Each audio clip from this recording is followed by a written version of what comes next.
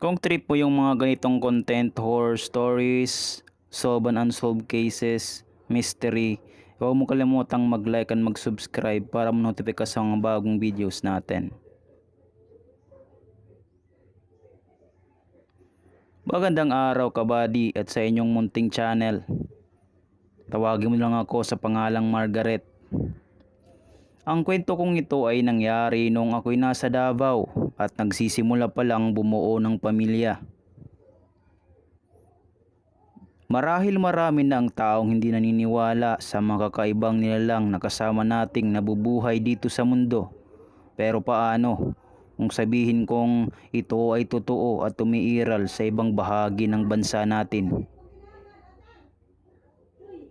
Noong naroon kami sa Davao ay pinagbubuntis ko ang panganay kong anak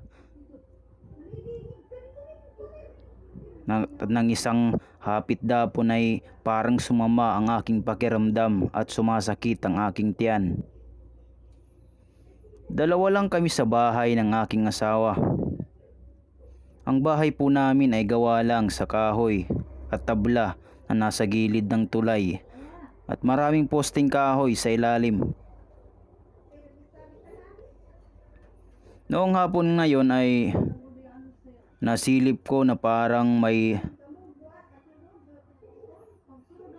nakatayo at nakasilip sa silong namin na isang matandang babae. Nang tinitigan kong mabuti ay si Manang Rosa pala ito. Pero medyo kinabahan ako. Ngunit kilala si Manang Rosa sa amin at kilala ko rin siyang personal. Nilakasan ko ang aking loob kasi kilala naman namin siya. Pero hindi maganda ang mga kwento-kwento tungkol sa kanya dahil aswang daw ito at tanyag sa barangay na kumakain ng laman ng mga hayop. "O Mang Rosa, ano po ginagawa nyo dyan sa silong namin?" Sabi ko. Sabi naman niya, "Ay gusto ko lang makita ang aking inaanak." Na siya namang kanuot ng aking noo dahil hindi niya naman inaanak ang pinagdadalang tao ko. Pero naalala ko noong nagkakausap ako at kami ng aking mga kabarangay. Sabi nila ay dapat daw ay hindi ko ipagkait sa matanda ang tiyan. Lalo na't buntis ako dahil nagagalit daw ito at tiyak ay gagantihan kami ng aking anak. Nais lang daw nito na mahawakan o maamoy man lang ang tiyan ng sino mang nagbubuntis sa aming barangay.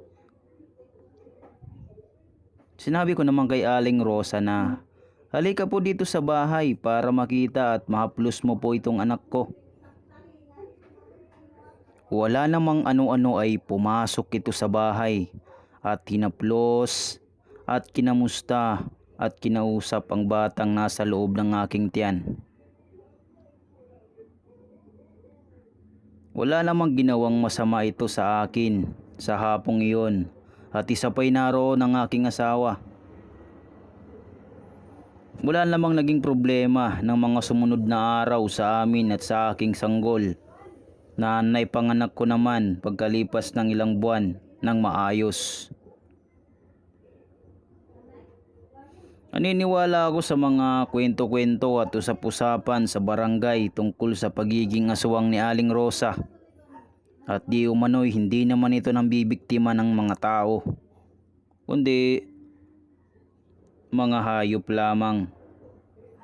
At minsan ay nangihingi ng dugo sa mga kapitbahay upang ito ay inumin dahil sabi niya ito daw ay nagbibigay sa kanya ng iba yung lakas. Kabady, maging sa ngayon ay buhay pa rin itong si Aling Rosa na nasa 116 years old na taong gulang.